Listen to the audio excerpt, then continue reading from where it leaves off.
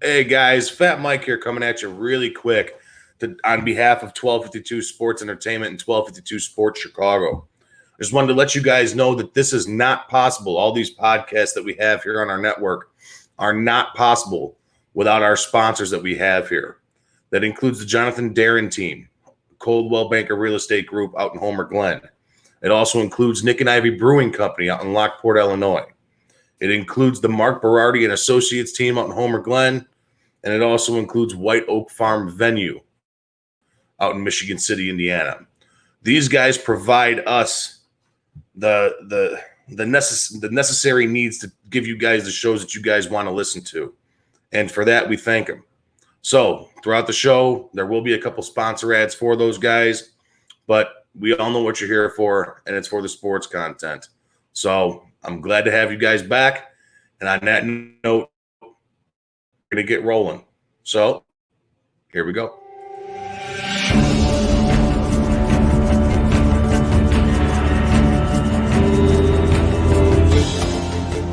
This is 1252 Sports Chicago.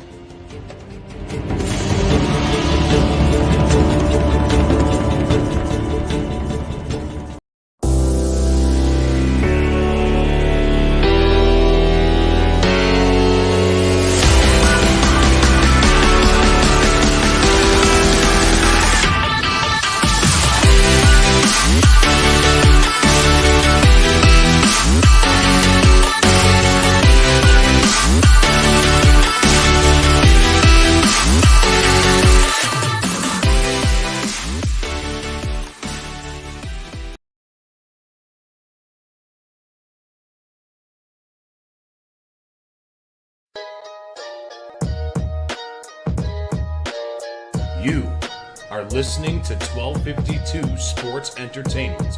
Parental discretion may be advised.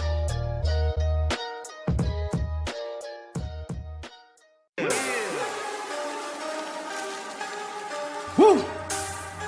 It's about that time. Fat Mike, Chicago Sports. Yeah. Finally here. Shot City Sports is right here. Updates on news, get it here. No rumors, cause we keep it real. Fat Mike. Sit back, relax, sugar beer one of them nights.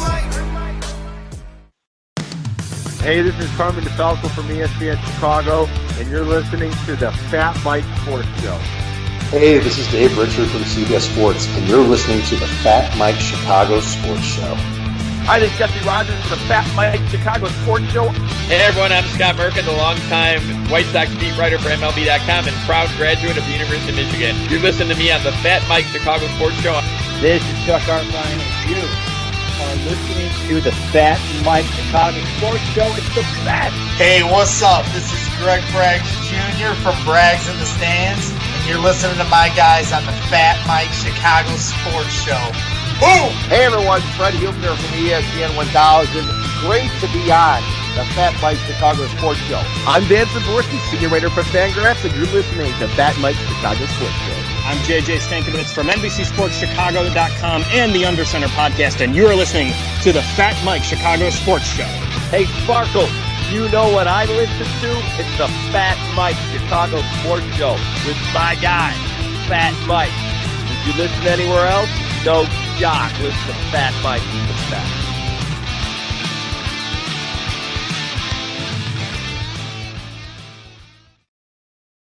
All right. Hello. We're back, baby. It's Wednesday night. We are back, Angelo, back and better than ever. Had to take a couple week hiatus there. You're on mute, bud. Had to take a couple week hiatus there. I know you know.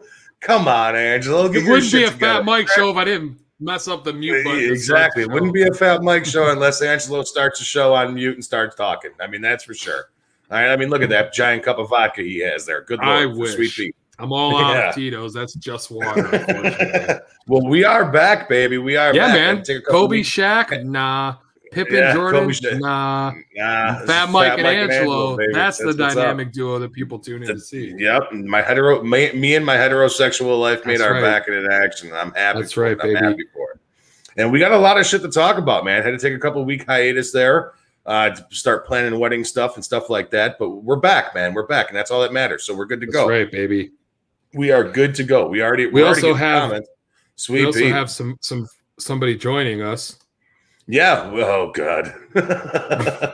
Our grumpy grandpa TLR over here. TLR. TRL. Totally lame La Russa. Total. What is that? What was that old show on MTV? Total Request Live. Total Request Live. Yeah. Is that what it was? That show sucked.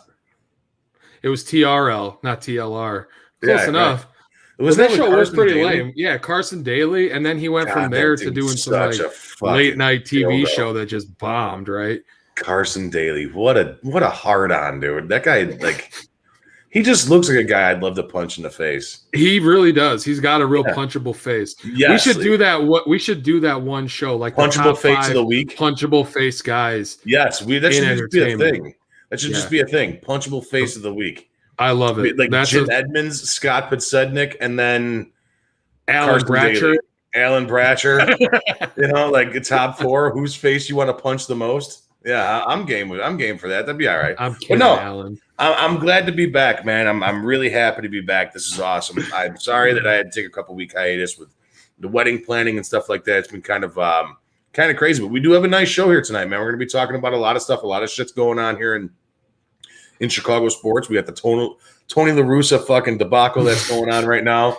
The Cubs are actually playing some pretty good ball tonight. We got Mark Grote from 670 The Score coming on with us. He's also a Bears sideline reporter.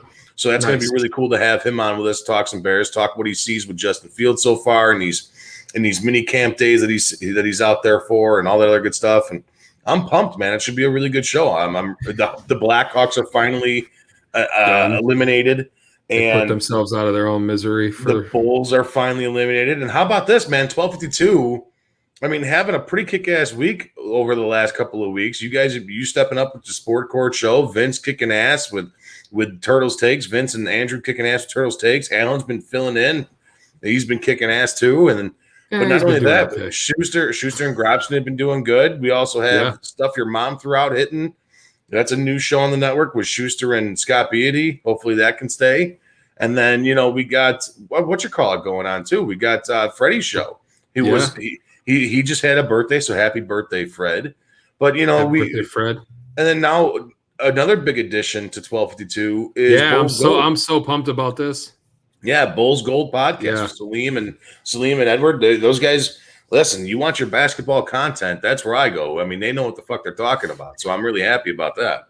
It's no secret that we don't talk a lot of Bulls on here, and that's because a lot of us don't focus on the Bulls as much as other sports. We watch when we have to, but having a show that's strictly dedicated to Bulls and basketball is going to be something that we can really benefit from. Definitely. And I mean, these guys, they know what they're talking about. Me, myself, I stopped watching basketball way back in the day after Jordan retired. I mean, I'm not going to lie. I just don't find it exciting after he retired. I thought you loved the new NBA. Haven't we had discussions about how much? How'd you know? It's like my favorite sport of all time. I'd much rather watch fucking paint dry. Yeah, I mean, paint dry, it is kind of satisfying, but I mean, NBA is. I got a bet. Well, I told my buddy in Denver to place a bet on tonight's Golden State Lakers game. So we'll see if he followed my words of wisdom and did it. I took Tyler's advice. And I was going to say, they weren't necessarily your words of wisdom. No, my bets are, we've been through this. My bets are not very, I like the parlay bets for 3 touchdowns this week. Yeah. Hey, next year though, mark it down. We got Justin Fields, week 1, first touchdown in the NFL season. You think so, huh? No, I wouldn't bet that. We'll figure it out, man. We'll figure it out. But let's get into the hot talk right now. This hot talk right now is completely surrounding this Chicago White Sox team, and it's been chaotic, man. It's been chaotic. The other couple days ago, your mean Mercedes, the Yerminator, goes yard on a position player while up 15-4. And dare I say, hottest guy in baseball right now?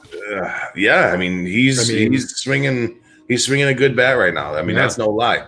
But he goes yard on a big time on on a big time fly to left center field off a position player, and everybody's going ham. Tony La Russa calls him out, throws him under the bus. Oh boy, it's I don't know. I don't know, Angelo. What do you think? I think I agree with what Alan said. Tony La Russa. Not the most creative thing somebody could have come up with, but I mean, we talked about it. Punchable face number one, right? The dude, the main issue people had going into this season was that he was old and out of touch. And he's lived up to that hype real well. Old and out of touch is where he's been all season. Didn't know the rules for a couple games, then and then this situation. And then he just keeps digging himself deeper and deeper with his team. Oh, well, I don't think there's a problem in the locker room. Like, bro, your team's on social media roasting you. I know you're 900 years old and you don't understand social media, but maybe you should get somebody who does, because your team is not happy right now. Listen, so I mean, this comment, this bothers me. Back in my day, all right, okay, so I understand where you're coming from. All right, where it's he's out of touch. Okay, yes, has the game passed him by a little bit? Yes, definitely, for sure. I'm not going to say that it hasn't. All right, but the game is not better. The game now is not better, all right, than it was since the last time he managed. The game was better then than it is now, for sure, 100%. All right. Guys actually wanted to hit for average. Guys actually had a nice on-base percentage. These guys nowadays in baseball, it's a fucking joke, man. I mean, you're an all-star hitting 240. Get the fuck out of here with this. So, but here's the thing with that, though. Go ahead. It's because the teams made the players have to focus on that shit, because they don't want to pay you to get singles and doubles anymore. They want to pay you to hit home runs and to drive in all these runs. The bunting on, one out with a guy on second and first is long gone. And that's because Major League Baseball told its players, we don't want it. I don't know. I mean, I watched a game last night where there was a bunt laid down. I was at a game last night where there was a bunt laid down with a guy on first and second. Perfect bunt right up the middle, perfect bunt, and moved runners over, and the Cubs ended up scoring 2 runs that inning. So, I mean, it still works. It's still baseball. All right. For people to say that Tony La Russa coming in here, yeah, he's old. Okay. Yes, I know he's fucking old. No shit, he's old. All right. There's no secret about that. The guy's ancient. All right. But for people to say that type of game doesn't work in today's MLB anymore, you're out of your fucking mind. I was in a big argument with a person, with one of our guys here at 1252, Tyler, where he's like, I would take, these guys over these guys, yada, yada, yada. We started talking NBA. We started talking baseball. But I would take early 90s players, ones that aren't subjected to the steroid model of everything. Not Bonds. I don't want Bonds. I don't want McGuire. I don't want those guys, because those guys weren't the best players. Bonds was, but McGuire was not one of the best players in the league when he was playing. He just hit a lot of home runs. He just hit a lot of home runs. Give me a team of guys that hit 300. Give me a team full of guys that on base percentage is real high, where they can draw a walk. You know what I mean? It's like that. That's what I want to see. You know what I mean? That's the type of baseball I want. I still want to see the game be played. All right, and going over this stuff now, it's a joke. It really is. So, Chubbs, that's my dude. I love him. But that's it's just one of those things where today's baseball is boring. That's why these games are fucking 9 hours long, along with commercials and stuff like that. And it's not fun. These games are 4 hours long, is because these guys are it's just home runs. That's all it is. It's home runs. I mean, I don't know. I think baseball's had this problem even since I was a kid. The only time I really enjoyed baseball when I was a kid was playing baseball, right? Like Angelo, my kid, my son, for those of you who know me, those of you who don't, he's the same way. Like I try to sit down and watch a Cubs game with him, and it's grueling. It's like pulling teeth, especially if it's a pitching duel. He don't understand the nuances that go into, we're going to throw this guy this pitch. We're going to do inside, outside, all that kind of stuff like we do. That's why I like baseball. Right. I love that the detail that goes into an at bat. Yeah, right. He don't care. He wants to see the ball fly out of the park. He wants to see, quick go, steals and this and that. And that type of stuff is what we need in baseball. And I don't think we get enough of, like you said, the stealing even. There's not that many steals that happen too much anymore in baseball. Right. No, I mean, the category of the 5-tool guy is long by the wayside. Right. I was talking with our guy here this afternoon, Alan Bratcher. I was talking with him. Like I said, give me a team of, Griffey, Molitor, and Boggs and Tony Gwynn. Give me Mark Grace. Give me Ryan Sandberg. Give me Ozzie Smith. Give me Mike Schmidt. Give me Joe Carter. And then put Maddox on the mound. That's the team I want to go into. That's a solid team, no? That's a solid team. Throw in John Smoltz. Throw in Mariano Rivera. Throw in guys like that. Smoltz, man, that's a name I forget about sometimes. John Smoltz is one of the only. I think if he's not one of the only players, and we can have Alan check this. I know Alan's kind of hanging out in the back room here. I think John Smoltz is one of, if not the only pitcher in Major League Baseball history to have 150 wins and 150 saves. John Smoltz was a beast, man. John Smoltz. Alan is over here false advertising everybody. Smartest man at 12. Thank you, Alan. I am the smartest man at 12. Thank you. I appreciate it, bud. But like the unwritten rule, like this, I don't know, Facebook user. I don't know who you are. Thank you. Go to YouTube and go to Twitch. I tell everybody this all the time. The links, I'll put them in the Facebook. Yeah, because guys, eventually, guys, we're gonna stop broadcasting on Facebook. So we need you guys to start moving on over to the YouTube. Moving on over to the Twitch, because YouTube causes a lot of lag, because they're spying on us. This is what's happening. They're spying on us. Mark Zuckerberg, what a dick. That's Facebook, not YouTube. I get what you mean. Oh yeah, I messed up. I got what you mean. Like these unwritten rules. Who cares about the unwritten rules? Just let them play the game. Yeah. Every at bat counts, no matter what the score. So I'm going to take a random guess and say that's probably Tyler, because it sounds like Tyler talking. But no, every at-bat matters. I get that. And I know that your mean Mercedes is playing for a contract, and he's 28 years old, and he didn't make the show until this year. The reason why that is because the guy can't play a position. That's all he can do is hit. Now, he's a monster at hitting. Yeah, no, we've heard, and it's not his fault that he hasn't made the show. It's these teams that don't want to develop, or these teams that don't – if you can't play a position, you're not valuable to a team anymore. You just strictly have to be – you have to be able to fill in at times. And I understand why it's such a hassle, because they need guys that can play the field too. You know what I mean? So it's like, it's a joke, man. It really is. Your mean Mercedes, if he could just be a strictly DH, he'd be killing the ball. It'd be awesome. You know what I mean? Yeah. He could just straight up do what he needs to do at all times, where he's a DH. That's all he has to do is get his fat ass off the bench and hit the baseball. They're in good, man. What team wouldn't want that? There's half of the AL that would like to have that. Yeah. So so let's break it down. What was Tony La Russa most mad about initially, right? Because the White Sox were winning 15-4. Yeah, it was a fucking blowout. It was a football score against 4-year-olds, right? And it was a 3-0 count. Some position player, was it a first baseman? I honestly don't even know what position he plays. I think he's like a backup third baseman. He threw like a 45-mile-an-hour ball that just got lit across the wall, right? And everyone was pissed off. Well, Tony La Russa was pissed, saying mostly that he was mad because John Smoltz right here. John Smoltz, win-loss record, 213 and 155, earned run average 3.3. Yeah, that's pretty sick. 213 wins, 154 saves. Thank you, Alan. I appreciate it, my friend. Thank you. Thanks, Alan. Yeah, thanks, you got Alan. some brown on your nose, Alan. Go make sure you wipe it off. I'm just kidding. But no, you're right, though. You're right, though, Angelo. Continue. I'm sorry. I didn't mean to cut you off.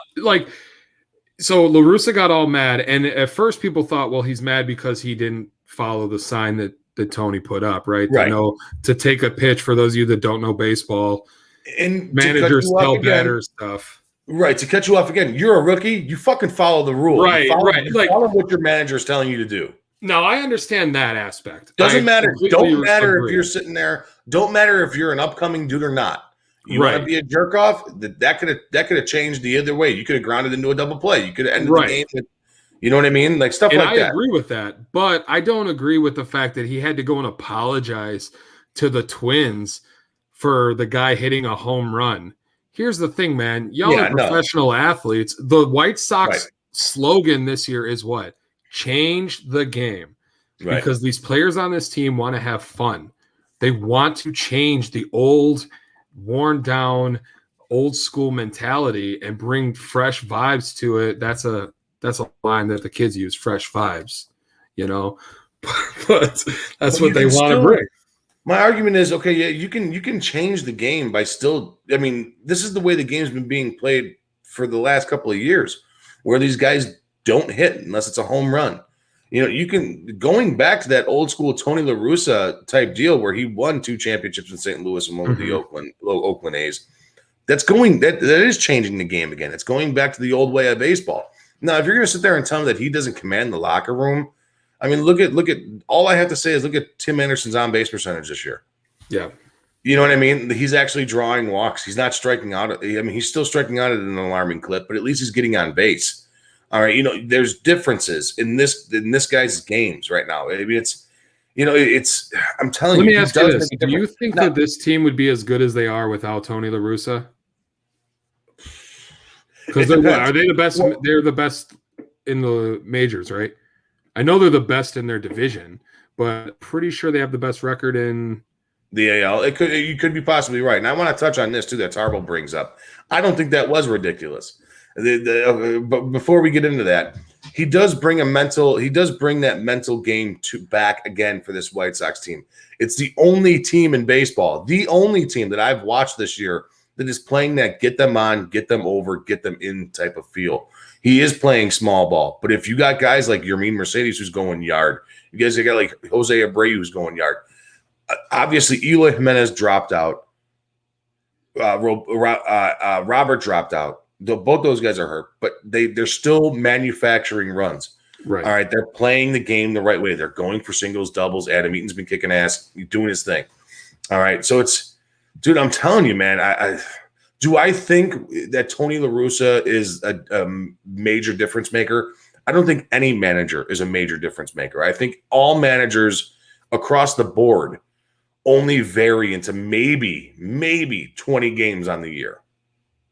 Yeah. Maybe 20 games. And that's with pitching changes and this, that, and the other thing, or, whatever, double switches, shit like that, when to call a bunt, when to do this, when to do that, when to steal a bag. No, I mean, I don't know, man. I don't know. I don't hate Tony La Russa. I think Tony did was help them navigate the injuries, right? I'll give him credit for that because they lost Eloy and Roberts. And those are two big what's up, Daniel? That's my cousin. Those are two big names in their lineup that when they went down, people thought it was going to be a huge loss, and they've had no problem bouncing back from that. I do think, however, that this White Sox team would still be the team that they are with or without him. I mean, the bats are the bats. The position players kind of do what they do every game. You know what I mean? Right. No, but I mean, look at it like this, though, too. Like you just said, would they be in the same position where they are? Yes, probably. Okay, the position players are going to do what they do. But right. Tony La Russa has manufactured runs this season, I guarantee you. Probably. I guarantee you. And there's been a couple of games where I've seen a perfectly laid down bunt by a player where it moves a runner over, and then the next pitch is a fucking double in the gap. But then the next guy gets out swinging stupidly. You know what I mean? So, I mean, he's also cost them runs also. Like every manager, though. That's the thing. Like every manager. I think the reason this is all getting blown out of proportion the way it is strictly because I think so too. Hiring itself was a questionable hire when they brought him in. Well, and people are sitting there calling for this dude's job. And okay, whatever. They're calling for him to be fired. Let me tell you something, guys. If you guys are a Sox fan and you guys are listening to this, you guys are in first place. He's not going nowhere. Fired. He's not. He won't be fired the rest of the year unless he's not getting fired. Plain and simple. And to bring back on something that we touched on a little bit before, our guy Tarbill here at 12-2, he's like his comment about Lynn was ridiculous. I don't think so. You're a player. Nah, you're a player, bro. There's a reason. He's got a locker. I got an office. Get the hell out of here with that. Truth. The truth. Nobody's there to see Tony La Russa's old ass. They're all there to see. You're telling me this team. There is no doubt in my mind. Without Lance Lynn, this team could be, if not the same, just out of the same, with starting Michael Kopech instead of Lance. I mean, I don't disagree with you. So there you go. So Lance, but it's the same thing with Tony La Russa, though. They're both, to me, they're the same. They're the same thing. Yeah. Like Lance Lynn, yeah, he's not that big of an impact player, but Tony La Russa is not that big of a impact manager. If you brought Joe Madden to this team, like our boy Alan Bratcher brought up, if you brought Joe Madden to this team, is this team the same team? No, Joe Madden. I think this team is better on Joe Madden. If Joe Madden, no, I don't think so. I got sick of the pajama parties and fucking animal farms in the dugout or in the clubhouse. You know, no, don't. I miss don't Joe Madden so much. I don't miss Joe Madden one fucking bit. His shit got hyped went up out to and nobody pays attention to that team ever because it's so late when they play. Well, not only that, but they suck. You know, you're the best player in baseball, and yet you're never on fucking television. They're going to waste his whole career. Yeah, exactly. Now he's out 6 to 8 weeks with a torn calf. You know what I mean? So, no, but like, I don't know. Joe, don't even get me started on Joe Madden, man. Joe Madden drove me fucking nuts here when he was in Chicago. I started getting sick of him. Calls too. One that almost I seriously thought I really thought that he was trying to blow the World Series for the Cubs. Like, but the difference is Madden had a track record of still being in baseball. Alan and I talked about this yesterday. If La Russa would have came in having coached previously before this recently, I don't know as big of a deal as it is now because he hasn't coached in 10 years. You know what I mean? And I think that's what the real issue is the disconnect between him and the players. Like, I don't think it's as egregious as people are saying. I just think it's a storyline that people are jumping onto because the White Sox are in first place and you need something to shit on them about, which I'm cool doing because I don't like the White Sox. So, I mean, I don't like the White Sox either, but you can't sit there and say that this team is not fun to watch. You know, I do like watching this team, but I tell you, I know I'm not gonna name drop. I'm not gonna sit there and just do it. I'm not going to name drop, but there's a specific person that you and I know that does not like the TV broadcast of the Chicago White Sox. Oh, and I am the same exact way. I'd much rather listen to the White Sox on the radio instead of the television. And but then again, I've been the same way for the Cubs for years. I love Len Casper. He's good. That might be the best pickup the Sox made all offseason was getting Len Casper. I don't know. Len pretty awesome. I mean, the Cubs, the Marquee Network, that half the time they don't even know what they want to show on the network. Dude, the Marquee Network is a fucking joke. I mean, I'll be the first one to say that. I hate the Marquee Network. It's such a joke. Every time I turn it on, if there's not a Cub game on, you'd think you'd go there and watch like actual Cub stuff. Kerry Wood 20 strikeout game, the Sandberg 2016 NLDS game 2, something like that. Right. But no, every time I turn it on, it's like 1984 fucking Russian Olympic qualifying tennis matches. If they put curling on that shit, I'd watch that. Curling is legit. I go like when the Olympics are on TV, I'll watch curling all the time. I don't even understand it. I'll just watch it because it's there. But I really enjoy it. It drives me nuts, man. Really quick, guys, we were talking right before we got in here. All this stuff is possible here through our sponsors, and I would like to play a quick little clip from those guys before we hop into this show, before we hop into this really quick. Here's a quick little word from our guys over at Nick and Ivy Brewing Company.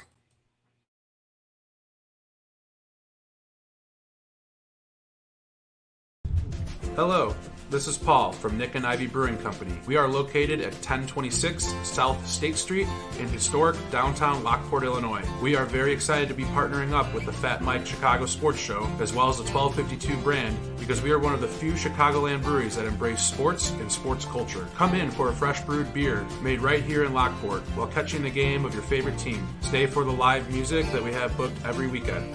Or just come for a cozy atmosphere to enjoy a good conversation with a friend, loved one, or complete stranger. Nick and Ivy makes you feel right at home no matter what the occasion is. Follow us on Instagram and Facebook by searching for Nick and Ivy Brewing Company.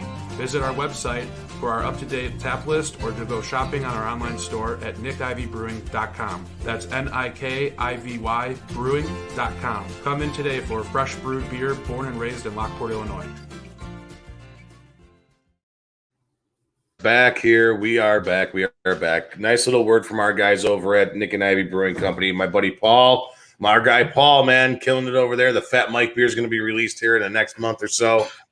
I wouldn't be doing my temporary co-host, St. Joseph, didn't mention the cookie dough stout because that's like his favorite thing in the entire universe. So Yeah, Alan, that mention yeah. of the cookie dough stout was That's for you, big guy. That's for you, big guy. He's got a bunch of good beers down there now. He's got this. I mean, every beer that I've had there is delicious, but he's got this one beer down there that I've been really killing on. It's this. It's going to be coming back. It's a blueberry wheat called the Lake Life. It's unbelievable, man. I had that when we were out golfing. It was pretty good. I love that beer. It's so good. It's so good. But yeah, I mean, we got our guy Mark Grote coming on here shortly. We're going to be talking some Bears. And we will touch on some Cubs after we're done with some Bears talk here, Angelo. But that's what it is. The Sox talk takes precedence right now because it's the hot thing in Chicago. I mean, I don't know, man. The Sox team, it's still going to be a good team. And if you guys are sitting there thinking that you guys are going to fire him, you guys think you guys are going to fire Tony he's La Russa, not getting fired. He's not getting fired. No, he's not getting fired. Unless he does. I mean, unless he lights a pile of babies on fire in the middle of center field, I don't see it happening. You know what I mean? Even then. I mean, with a face like this. Kind of looks like he might. Anything is possible. Kind of looks like it. But first, he'd crash his car through the outfield wall. Yeah, fucking kids, get off my lawn. That's what he kind of looks like. That old dude. Like, he kind of looks like the dude from Family Guy. Y'all know the guy I'm talking about? I know our viewers of this show know who. Nah, that old creepy one that has like the lisp and hey, that's nice. With the walker, that dude. I remember his name. Chris. Hi, Chris. That's the guy. But that's who he kind of looks like. I feel like he would, if he was a cartoon, that's who he'd be. So we got this Bears talk, man. Let's start hopping into it here a little bit as we wait for Mark. We got Bears talk, man. A lot of Bears news going on here. A lot of Bears. Man. The hype train is real for this. The hype train is real for Justin Fields so far through the first couple of days of rookie mini camp here, man. And from everything that I've seen, it's saying that he has been balls on coming in this rookie camp. He has been unbelievable. I'm hearing night and day difference. And I don't even want to mention his name, Angelo. You know who I'm going to bring up. I don't want to bring up. Who shall not be named. He who shall not be named with the initials of MT. And I guess Justin Fields is head and shoulders above MT10, man. Like, everybody's saying it's amazing how much Justin Fields commands. Gross. Gross. I don't even want to look. Pull that back up. All right. It looks like the deer that I hit in my S10 when I was in 1999. Ellen and I talked about that last night. This is the face he made all the time. Every time you see him. He looks like he's permanently concussed in that photo. Yeah, he just doesn't know what's going on. But I digress on to the next guy, Justin Fields. Yes. This kid looks real deal, man. I like seeing what I'm seeing out of this kid. I love seeing what I'm seeing out of this kid. And Alan Branch are giving us a bunch of middle fingers. Man. Yeah, we tried not to talk about MT10. We talked a little bit about some of the quotes like that were getting us hyped for Justin, and he brought up one about, I forget exactly which one it was. I don't really listen to Alan too much when he speaks, to be honest. but then I brought up one about how they talk about, he said that there's no pressure on him because he expects himself to be a franchise quarterback. And I love that because that I haven't had in this city with a quarterback. Right. I mean, he shows grit, man. He shows confidence. And that's something that we haven't had here in Chicago. Whenever Mitch Trubisky was asked about these questions and stuff like that, he'd be like, well, I'm here to do the best thing for the team. And yada, yada. No, Justin Fields like, no, I'm planning on being the day one starter. That's my goal. No quarterback would have said that.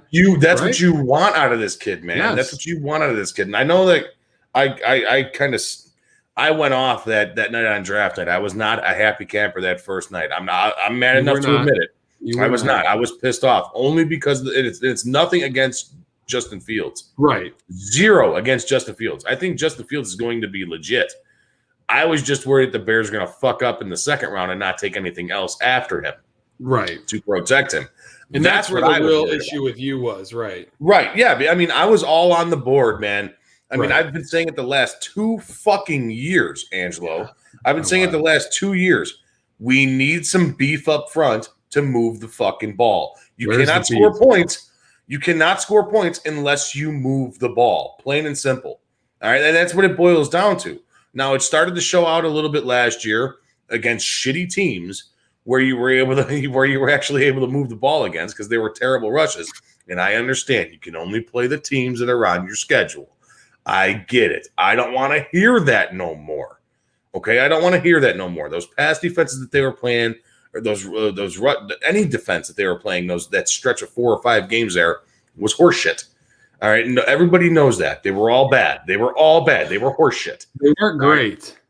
No, and the Bears got more beef today grabbing a center guard out of the Cowboys. If I'm drawing on his name, but I don't remember. We'll talk to our guy here who's joining us now. I think he's fidgeting with his phone. I don't know what he's doing. He'll be on here in a second with us. But it's all right. I'm glad Tevin Jenkins, man. That made me so much happier in drafting Justin Fields. It was like, all right, you actually did something to protect this kid. Yeah. Thank you. And then you go out and grab Larry Borum out of Mizzou. That made me happy. He has a pass protection ranking in the top 5 of all of college football. All of college football from Mizzou. Yep. You know how happy that makes me? You know how happy that makes me? It's amazing. I can imagine. It's amazing. You like all that.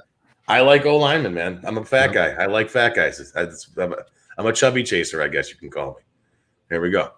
But here we go, man. Entering the studio with us right now is our guy, Mark Grote from 670 The Score, Bears Sideline Reporter. Mark, what's going on, man? How you doing? I'm doing well. Adam Redmond is the guy. Adam Redmond. Thank you. Yeah. Thank you. Thank you. That's the guy we're looking for. I have no idea what he'll do for the Bears, like if he'll be on this team or whatever, but it is Adam Redmond. It is depth. It is depth, though, and that's something that right now that the Bears could always use at O-line. O-line depth does nothing but help the protection of Justin Fields and the life of Andy Dalton at this point. So, absolutely. Yeah, I mean, something of a reworking of the offensive line that started at the end of last year, towards the end of last year, and is continuing into this year. You get James Daniels back. Hopefully, Tevin Jenkins works out on the left side, and Jermaine Ifedi picks up where he left off in the final 6 games of the year last year because he was pretty decent at playing right tackle. So, yeah, I mean, I'm glad that they made that a priority because it was a massive problem for about half the season last year, and a lot of us were surprised when in the 2020 draft when Ryan Pace waited until the 7th round to take the 2 big ends in Arlington Hambright and Latavius Simmons. Right.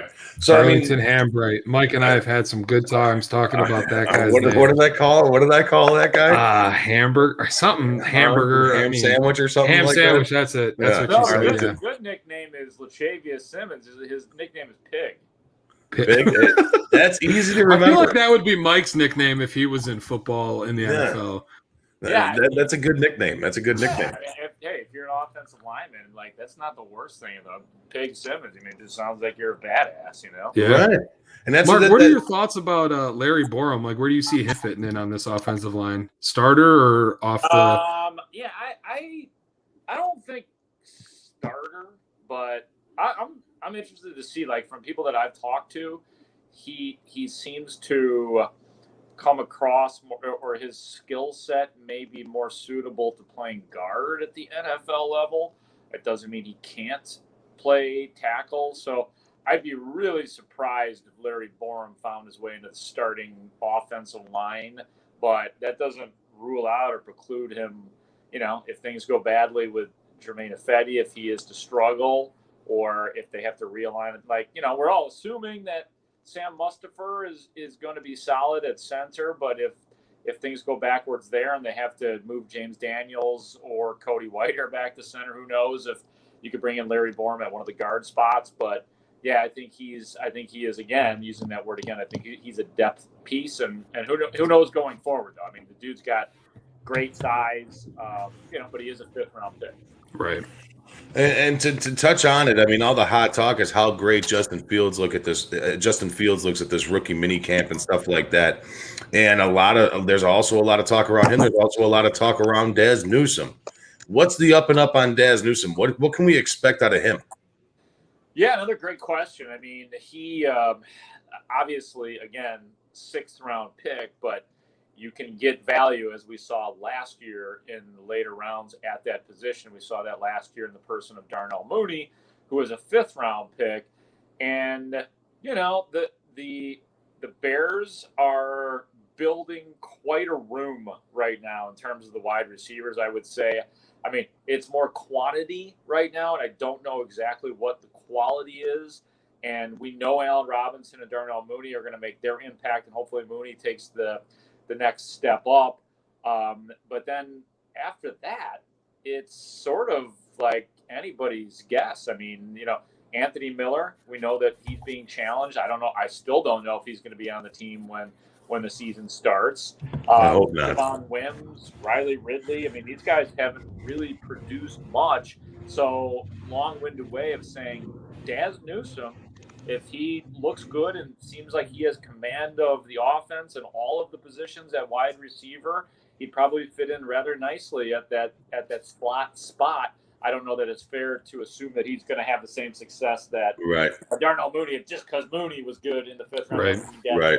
But he's intriguing. He's definitely intriguing. I feel like, sorry, Mike. I feel like that experiment is pretty much over with. Why not move this kid up to the number 4-3 spot for wide receivers? I mean, Anthony Miller, that experiment has kind of gone south since the playoff game, but Matt Nagy again came out and said that he likes this. Do you think that what they could do is look to keep him on the roster to start the season and try to trade him later on?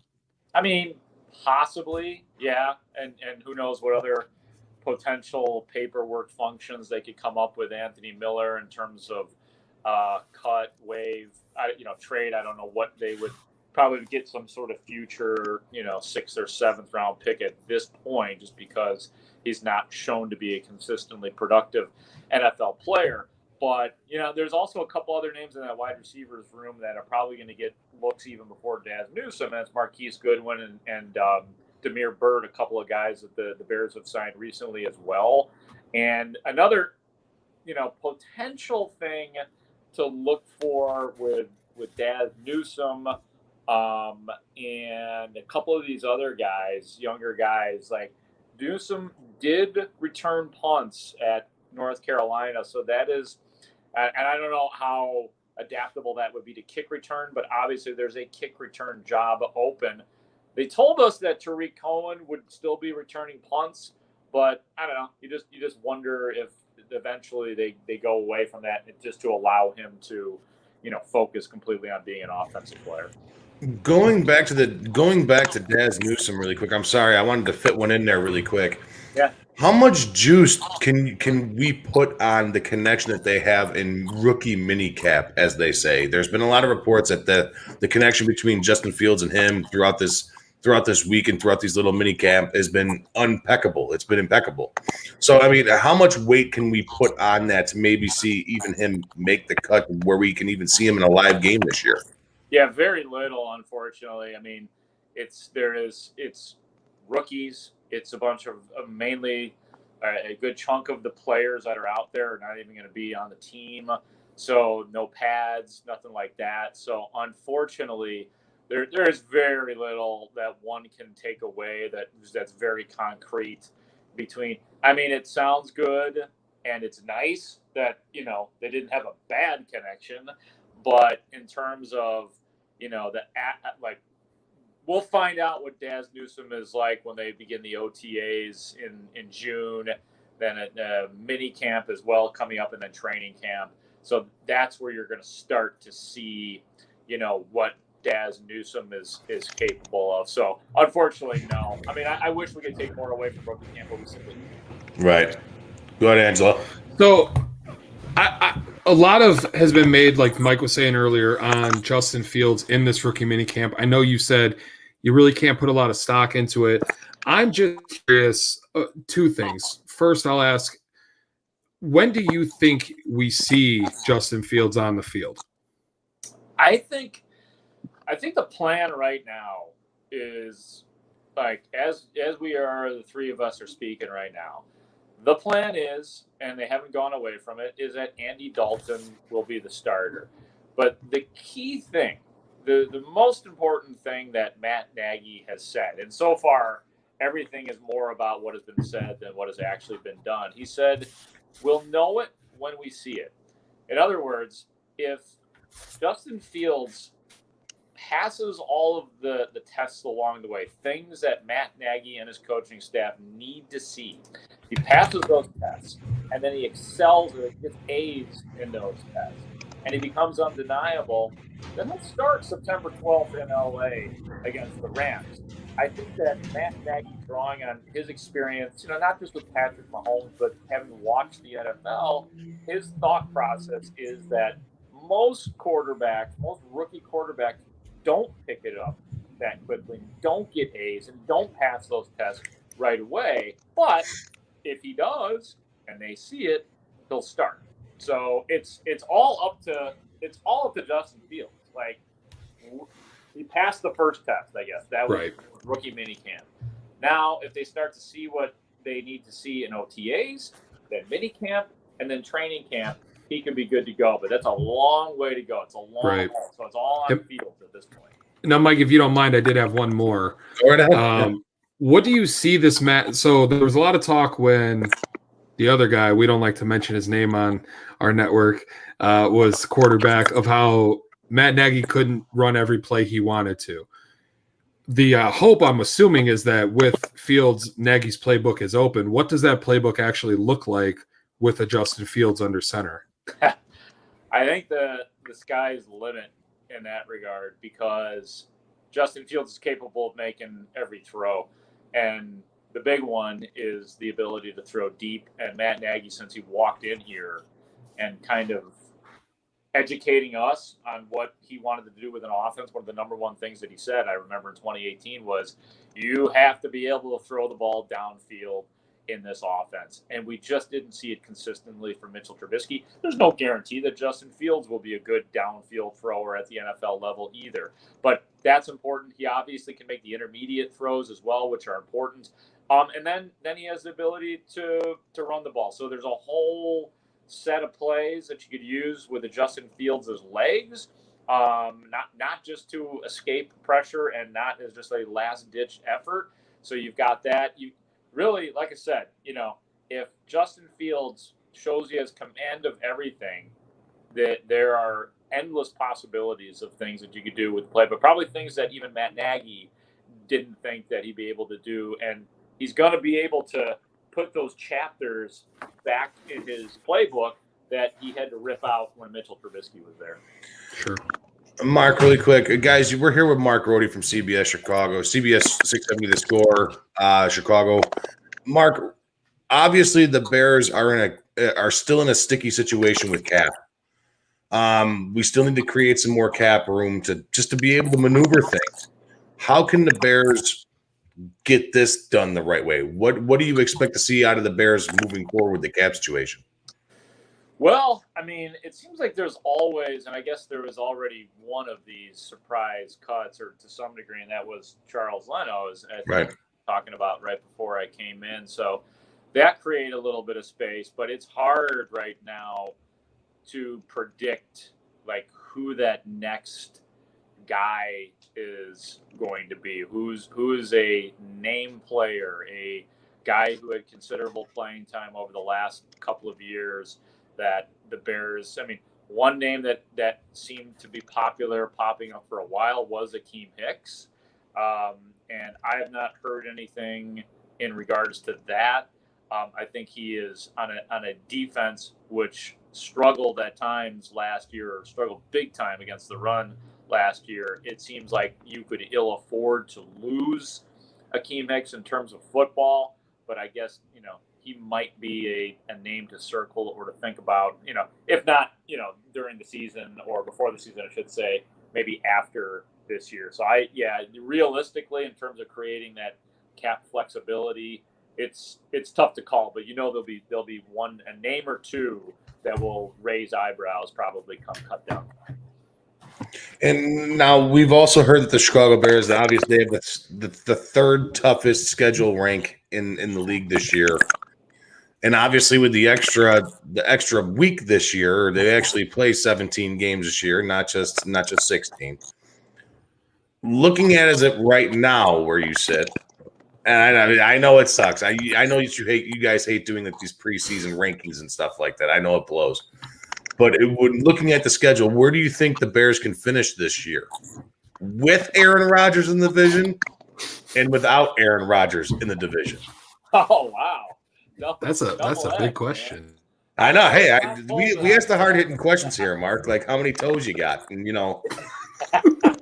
asked the tough journalism here, man. That's right. No, I was not prepared for that. A few weeks ago, we asked Jim McMahon if it was true if he actually got his caddy stoned and pissed in the lake at the golf course. Yes, we did, and he admitted to it all. He admitted to it. It did happen. Okay. Yeah, it did happen. I'm pretty sure he took a dump in the bushes too. Yeah, that's what he said. He said he wouldn't confirm or deny it, but usually that means it's happened. Yeah, it's happened. Old Sunshine Jim McMahon. Talk about a guy who went curmudgeon early, man. Yeah, true. But where do you see? I mean, we'll touch on the Aaron Rodgers stuff here too. But with or without Aaron Rodgers in the division, where do you see the Bears finishing out this year with this tough schedule? Obviously, they've been 8-8 the last 2 years, and that's impossible for them to go 8-8. So I don't like right now. I think if I had to predict a record, I guess I would go like 9-8 right now. Does that math make sense? Yeah, it does. Yeah, that's 17. 9-8 is 17, correct. So I guess I could go the cynical or optimistic route because I think they're not much better or worse than 8-8 again this year because you lost Kyle Fuller. You might have a quarterback of the future, but we have no idea if Justin Fields is going to play. So it feels like, based on having lost Kyle Fuller, that their team is not as good this year as it was last year. So I guess but I'm going to stay optimistic. I'll go 9-8. Now, what was the other one? Now, all right. Without Aaron Now, Rodgers? with or without Rodgers, where do you see this team finishing out at? Without Aaron Rodgers, 15-2. Without Aaron Rodgers, you see them going 15-2. I hope, because I don't think Aaron Rodgers will be back. I want some. Good Lord. All right, 17-0. Okay. 7. All right, there we go. That's right. That's a little bit better. Jeez. Yeah, I was gonna say the 15 and I was exaggerating. The only 2 losses I see all season are just to the Packers. Yeah, 17-0 for sure. No, I guess if Aaron Rodgers is gone, I'll give the Bears one more win. So 10-7. I mean, you would think that would probably win the division, right? At that point, because that'd be wild if not really. If Rodgers is gone, that Packers team is just like a shell of itself. Absolutely. So yeah, Detroit's not interested in winning games this year, and Minnesota's all screwed up too. They're going to be biting kneecaps, they don't want Kirk Cousins anymore. Yeah, Kirk Cousins will be benched by week 8. Watch. Yeah. Absolutely. It's so nice to be in a situation now where the Bears don't look like the complete ass clown of the whole division, right? No, I mean it's true, especially at quarterback. Yeah. I mean, like it's a start. All this Kirk Cousins and Aaron Rodgers with that whole soap opera, and Detroit has Goff. So, and I don't know, who knows? Goff might be good with Detroit. I don't know. He's kind of unpredictable. Good year, bad year. That's the way he goes. Son, out of all the bullshit that we've been hearing coming out of Green Bay, all that crap that we've been hearing about Aaron Rodgers, in, out, what's going on with him? You think he's coming back to Green Bay? Probably. Yeah, right? He has to, right? I just think, I mean, unless a team, and we've heard, talk about some teams like, San Francisco in the past, and obviously there are teams that Denver that could, make a play for him and that it would work out, but it still seems like the best case scenario for Aaron Rodgers and for the Packers would be that I feel like he made his point, I think this was all premeditated. I think that this, the Jordan Love thing has never stopped bubbling in him. It simmered down once the season started and he had his MVP year last year. But then I think that, he probably huddled up with his agent and promoters or whomever and said, once the draft comes around, that's the time to start making some news and making some noise and see what the hell happens. And really more than anything, get his point across that he's pissed and he's not happy and he doesn't like the way things went, while all the while probably thinking in the back of his mind, I'll probably end up back here with the Packers next year. Right. I just don't see why, I get it, money talks, right? But if you're the Packers at this point, Aaron Rodgers hasn't done much. I mean, okay, that's a lie. He's made you to the playoffs and he gets you to a certain point, but he can never get to a certain point. Why not take a shot from like Denver, get a bunch of draft picks, a good ass wide receiver, quarterback, and just take your chances? I don't know. Yeah, I mean, it's tough because I think part of the reason that Green Bay, in the back, we don't know truly. Brian Gutekunst, the GM, and all the powers that be there. So of course we want Aaron Rodgers back, but this organization once upon a time ago turned the trick of going from Brett Favre to Aaron Rodgers and had a relatively seamless, no losing years, no bottoming out, no rebuilding. So they've done it. This organization has done that once, and they're probably trying to, they're dusting off the old blueprint, saying, "Hey, let's try this again." The problem is that, you can get all these draft picks and you can rebuild the team. The problem is that the Green Bay Packers can still win a Super Bowl with Aaron Rodgers. They still could. The window is still open for them over if he's to be around for 2 more years.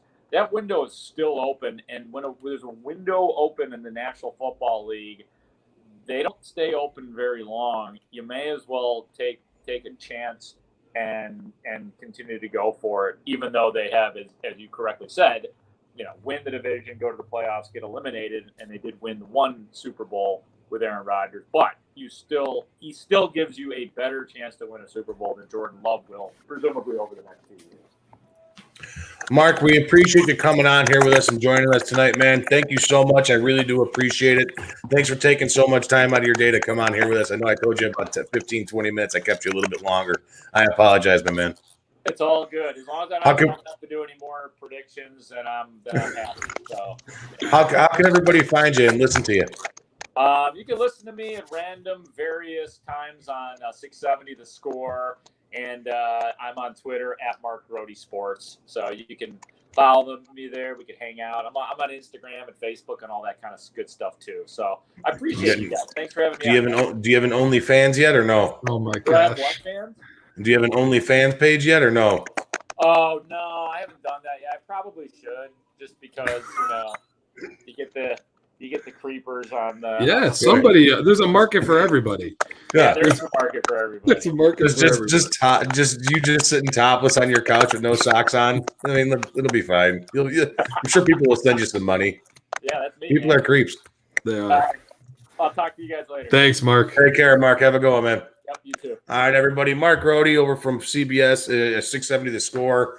Follow him at MarkGroteSports. Mark Grote Sports. He's all over Twitter, guys. He's awesome. And really awesome for him to come on with us tonight and hang out and talk some Bears with us. And Angelo, I mean, I don't know. We've got like all the questions for. I mean, it's been beaten to the horse, man. With Justin Fields looking like he's the real deal. We asked some Daz Newsome questions, which he looks like legit. But we also asked the Aaron Rodgers questions, man, and that's tough. I mean, I hope we had Eric Lambert on yesterday on the Sport Court he's from obviously Sports Mocker, and we asked him who his favorite rookie is, and Daz Newsome is the guy that he talked about, that he thinks he has the potential to be a Darnell Mooney-esque type of player. And, I don't want to say that that's high praise early, but if he comes out and he's half as good as Darnell Mooney was his first year, that's a solid year for a 6th-round pick. Well, I think Darnell Mooney's ceiling is really, really high. I mean, I know that I've talked to you about this too. This kid reminds me, I mean, he looks almost identical to Tyreek Hill. Yeah. Yep. And I mean, he's amazing. Just the speed off the ball, the way he can get off the cornerback, the way he can create space, and the way he can run vertical and also run horizontal and go across the field and do his thing. He looks like a legit player. He looks like a guy that can be your Tyreek Hill here. And for somebody like Justin Fields, that's huge. And that's something I wanted to ask. I know Tarbill had mentioned it in the chat about the Bears moving on from Cohen, and they did just draft another running back in the draft. It does kind of look like a crowded backfield. Somebody has to go, you would think. And They just paid Cohen. He got hurt. He's somebody I feel like they could look to trade to get some sort of draft compensation back for these upcoming years. Definitely, possibly. I mean, why not? Like you said, that backfield's already crowded with David Montgomery. They just picked up the dude from Damian Williams from KC. Yeah. They also just drafted this kid, and they also they have another guy back there too, don't they? I forget who else is back there. I'm not sure. People in the chat help us out. I think it could be just those four. But still, four. That's a crowded running back room. Yeah. Yeah, I mean, you're right. But, I mean, if you're going to use Tyreek Hill as your gadget player, I mean, why not keep on to him? You know, I mean, that's pretty much – it's not like he's going to carry the ball 15 times a game. He doesn't do that now. He didn't do that when he was healthy. So, I mean, he's still not going to be your bulk carrier. That's even if Matt Nagy can run the ball 15 times a game. We saw how well that went last year too. Yeah, well, I mean, didn't he say in one of these interviews that his offense starts with running the ball? Well, so, you still got to run it more than 7 times a game. That's or 5 true. Times a game. You could starting with running the ball doesn't mean run the first play of the game and then never run the ball again. Right. I don't know if he understands that though. Right. It literally starts one play. You know what I mean? First play, run 2 yards back. The rest of it out is just dump passes and this, that, and the other thing. You know, we got this. Go team. Yeah, go team. Go Bears. 70 pass attempts a game. That's all we need. Right. Hey, if it's Justin Fields, I'm not going to hate it. You know what I mean? I won't either. So what do you think? What do you think, Angelo? You think Justin Fields comes out here week 1 and he's the starter? All right. So we did this before, right? Where I think they should go versus where they will go, right? I think he should sit. Well, no, I think he should start. If you're going to – there's no future with Andy Dalton, period. What is he? He's just a placeholder until Fields is ready. Right. At that rate, just put Fields in. What's the worst that happens? Okay, he struggles early. Well, guess what? They said that he probably could benefit from seeing live reps in the NFL. What better way to do that? You have him this season. Everybody knows this is just a season to develop him. If you say that from the get-go, the fans will be okay. Now, I think they'll sit him until week 5 or 6, realize, hey, this kid's better than Andy Dalton. The team's going to know he's better. You know what I mean? And once it gets to that point, you can't just keep him on the sideline. Right. So I would start him. That's me. What about you? I'm the opposite way. I think you already told Andy Dalton that he's going to be your number 1 quarter, QB1, they say. All right. Let him. I mean, I understand you learn the speed of the game by being in the speed of the game. Right. Start the season with Andy Dalton. The second it shows where this kid is ready, you put him in. But I think you start the season with Andy Dalton. And honestly, I think he's in. I think he's in by week 4. What if preseason game number 2, the Bears versus the Buffalo Bills? It's bound to be Justin Fields versus he who should not be named. Right. And what if Mitch goes out there and just torches the Bears defense? Looks like an all-star. You know damn well the calls all over Chicago. Yeah, sports. But it'd be in typical Bears. It'd be a typical Mitchell Trubisky fashion too. Yeah, we let him go too soon. Now he's gonna be great. Congratulations, you beat a second string defense, Mitch. And people eat it up. They'll be like, he was so good. He beat the ninth string cornerback for the Bears. Congratulations, bud. You did what you did against one crappy team. Congratulations. Against one crappy second string defense. Allen clearly is not a Trubisky truther. Just going to throw that out there for those of you that don't know. When it comes to Trubisky, do you know who Allen most resembles? This man. Yeah. Yep. Right here. Yeah, I think so too. So we got our Bears talk in there, Angelo. I'm happy that Mark came on with us. Really quick, guys. Let's take a quick little break. Got to give you another sponsor here, and it's from our guy over here. He is awesome, man. It's my guy, Mark Berardi. Real estate is hot right now, and if you need an attorney to handle this, Mark Berardi does this all day long. He's a straight shooter. There's no fancy language. He's just to the point, and he gets the shit done immediately. There's no bullshit. He also does estate planning, trusts, wills, power of attorney, and probate. Great reviews all over Google, all over his website, everywhere. He has a big team supporting him. They're all over the place. They're just Angelo, they're just down to earth people, normal and real as he is. You will not be disappointed if you go with Mark Berardi. He's over there located out in Homer Glen and New Lenox area and handles all the real estate all over Illinois. And he's just a great dude, man. You guys got to go to Mark Berardi out in Homer Glen. And this is a quick little awesome clip from him. So here you go. Call Mark Berardi, the best fucking lawyer in town. It's true. And it's true. I mean, he is the best fucking lawyer in town.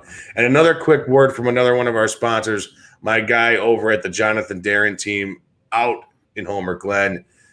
Here we go.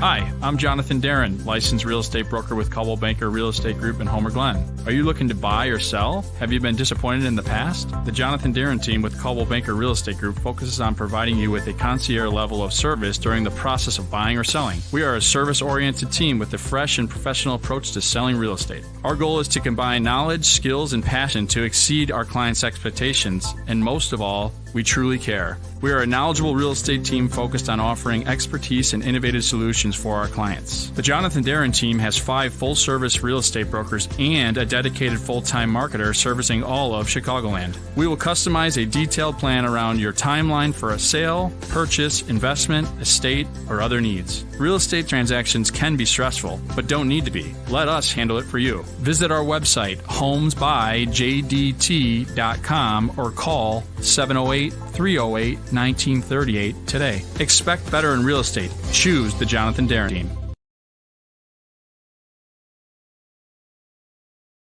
Honey, will you marry me? Yes, yes, yes! Let's get out of here. Come to Indiana's premier venue. Come to the farm. Come see all the wildlife. Come to White Oak Farm Venue in Michigan City, Indiana.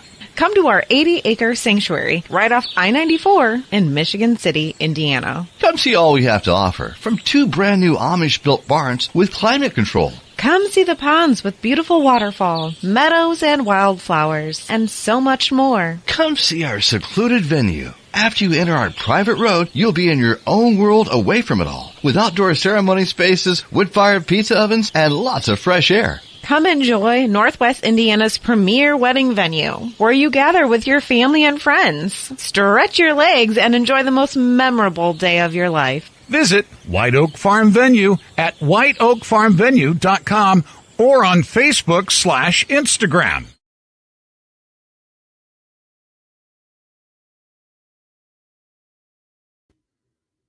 All right, and we're back. All right, thank you guys. That gave us time to go make another drink. That gave us a time to go take a pee and do what we had to do.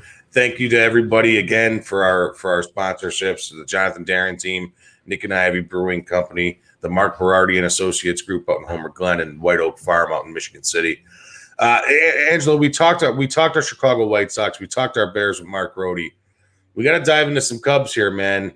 This week was sad, man. It was sad. We had John Lester come here. We had Kyle Schwarber come back. It was sad for me. Some Wrigley Field legends came back this week. And getting to see John Lester in another uniform, I know especially for you, being a big-time Lester fan was probably difficult for you, huh? Yeah, well, it sucks, man. Like I said, I didn't want them to release Lester, especially after said that he would have signed here for pretty much anything. Yep. That, it broke my heart seeing him in a Washington National uniform. And I even got tickets for this last week game. And he was supposed to pitch. He was supposed to pitch last night, but they moved him up a day, and that broke my heart too. Because like, damn it, like I bought the wrong day. No, but I was still able to see Schwarber play last night, But I mean, yeah, man, it broke my heart. And like, there's a picture that I posted on my Facebook and on the 1252 page and on my Twitter, where it's him and Riz, and a bunch of the guys signed a win flag for him and wrote out like messages and stuff for him and gave it to him. This dude is a class act, up and down, in and out. He is the man, dude. And if you zoom in on some of those pictures and look at what some of the guys, Jason Hayward and Chris Bryant and Rizzo and even Rossi, and what they wrote on the win flag is amazing, and you know how much he means to a team. He's just a through and through class act, and he'll forever be my favorite Cub. He'll without a doubt. My favorite Cub. Yeah, I mean, what he did for the Cubs, it signified when they brought you listen to ESPN 1000 like I do, a lot of our listeners do. Sylvie talks about it all the time. Probably one of the best free agent signings in Chicago sports history, right? Yeah. And he's right. Like what John Lester meant to the Chicago Cubs organization for the years he was there, it signified, okay, now we're here. And that's exactly what they did. Every single year, for the most part, they competed. Lester was the guy in that rotation from the moment he walked through the door to the moment he left. Right. You could always rely on him to give you the innings you needed, to grind out at bats.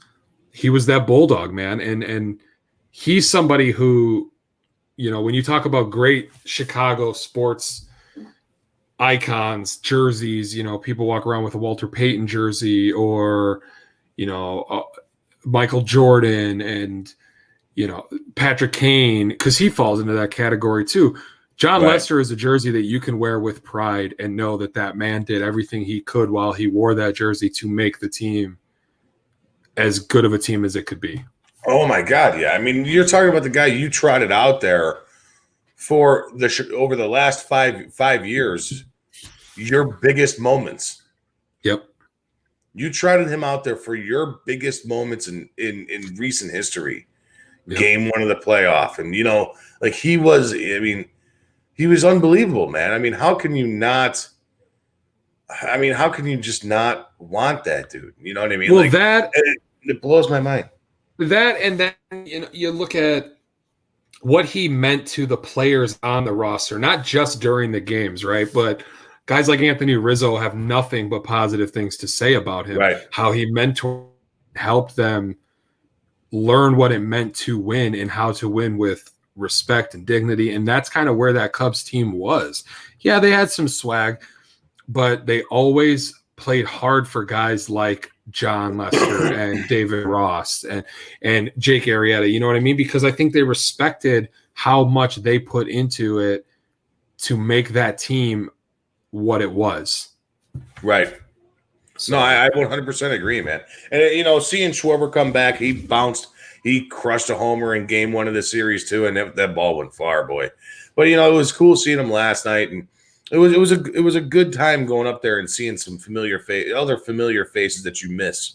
You don't realize how much you miss those guys until they come back. You know what I mean? Well, right. And those guys, that 2016 team is always going to live with Cubs fans forever. You'll always remember the names that were on that team because that's the team that won it when nobody thought this team would ever win a World Series. That's the team.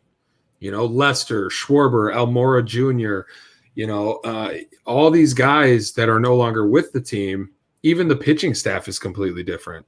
Right. You know what I mean? And all those guys, when they come back, the Cubs do a good job recognizing what they did for that 2016 team. And they should.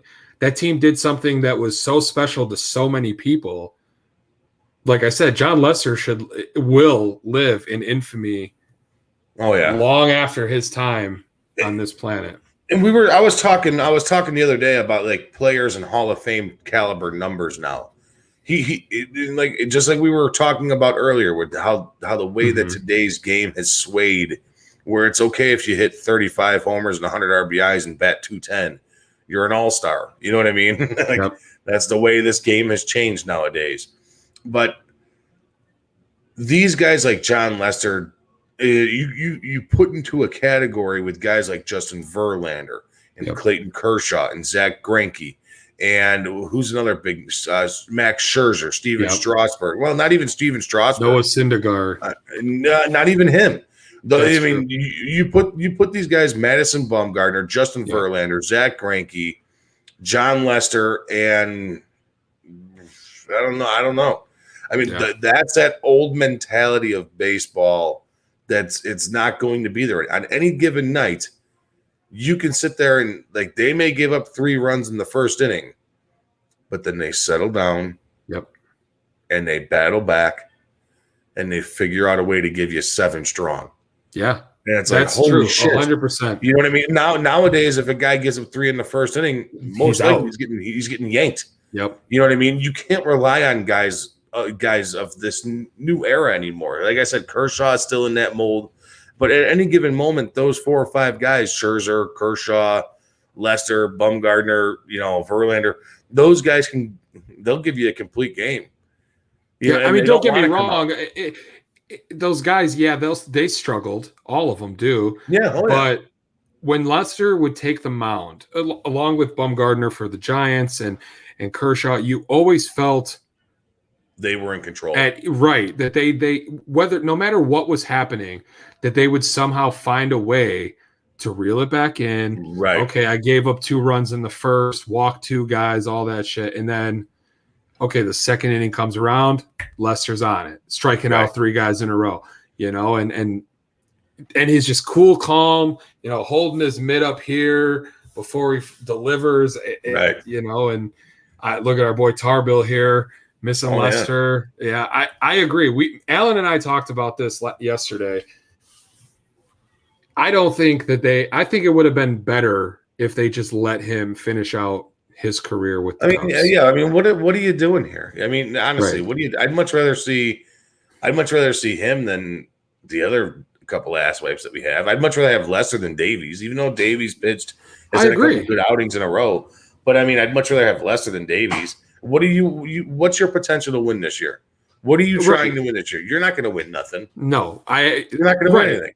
Do you is anybody watching our show right now really genuinely think the Cubs have a shot to win in the playoffs, let alone make it to the World Series and win? No. Let alone make the playoffs. Right. I mean, no. So you couldn't let Lester take $2 million of your salary and just sit there at the 5th spot and pitch every other 5 days.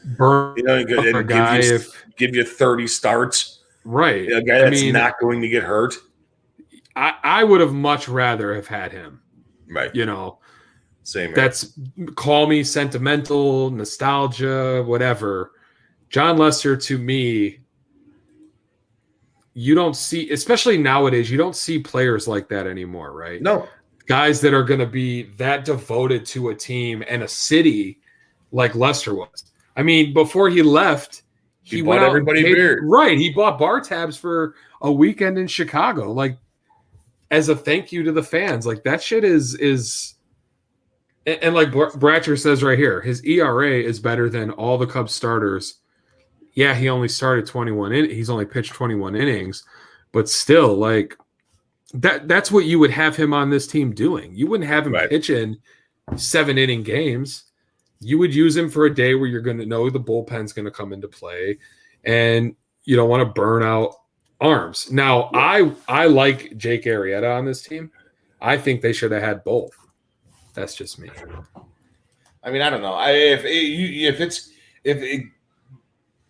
push come to shove, I'd much rather have Lester than Jake.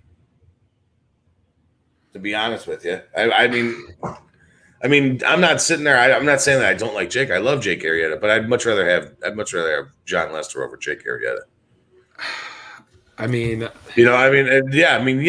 it be great to have both of them? Of course, yes. I would love to see John Lester and Jake Arrieta back here because honestly, what do you have left to win?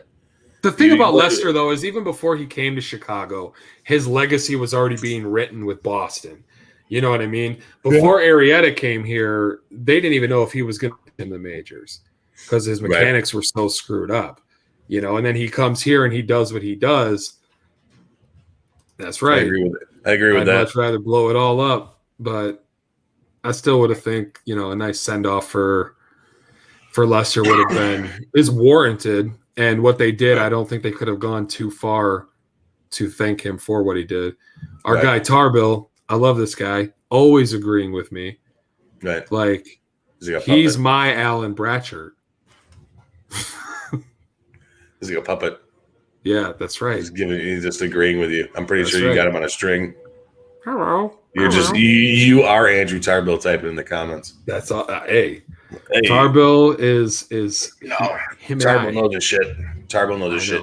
He's my guy. But no, I mean, I'm in the same boat, man. I'm in the same boat. But let's wrap this pig up, Angelo. I'm tired. I got to get up early as shit. Guys, thank you for joining us tonight. Thank you again to the Jonathan Darren team out in Homer Glen, Nick and Ivy Brewing, the Mark Berardi and Associates out in Homer Glen, and also White Oak Farm Venue out in Michigan City. Like I said before, without them, all these shows are not possible. But listen, thank you guys for joining us again tonight. We really do appreciate it. We'll be back next week with some good stuff. We're going to have Scott Merkin on. He's already said for sure, WhiteSoxMLB.com, Scott Merkin. Now, you know what's going to happen, right? All this controversy this week, and then next week, it's going to be so smooth sailing for the White Sox that we're not going to have shit to talk to Scott about. Right. And that's what's going to end up happening. Well, we'll still talk with him about the White Sox. The White Sox are still playing pretty hot. Yeah. But yeah, thanks, guys. We really do appreciate it. And let's send you off with another cool little video here that Alan's he's been all over this stuff. But we'll send you guys out with this stuff. Guys, thank you so much and take care. We'll see you guys next week.